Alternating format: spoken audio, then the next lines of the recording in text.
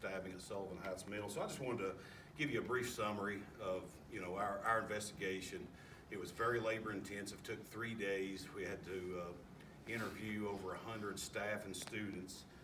We went over video surveillance, took over 3 days, and of course Lieutenant Matt Price with our CID is right behind me, and he'll be glad to answer anything as well. But from all the information that we received, the students were treated with the utmost respect. They were treated with empathy and compassion. The officers and the detectives did a very good job talking to each and every one of them.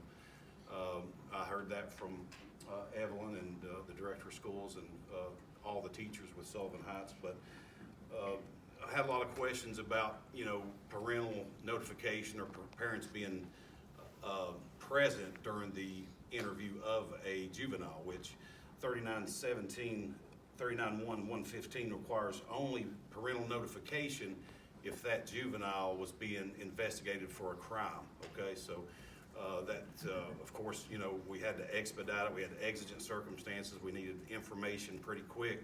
So for us to call over 100 parents from their workplace, have them leave work, come down to be there present with the questioning of their children, that's just going to lengthen the entire investigative process. So, the children were treated great. Children was fantastic throughout the process. None of them at any time were considered a suspect. It was pretty clear to us throughout the investigation that none of the information we received from the suspect was corroborated by any evidence. Okay, so when these things come out, we don't want to excite the public. A stabbing, just hearing that word "a stabbing" is pretty crucial. The first thing in your mind is blood everywhere, and a child is stabbed, a teacher. But that's not what happened. Okay, it was pretty much barely even a flesh wound.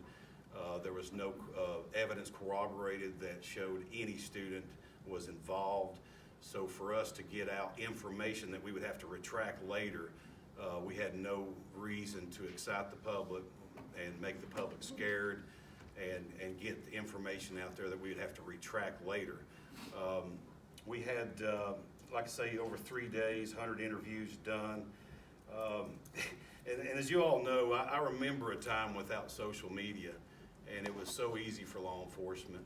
And as you've seen through the last 3 years, we've had several big cases, one making national attention.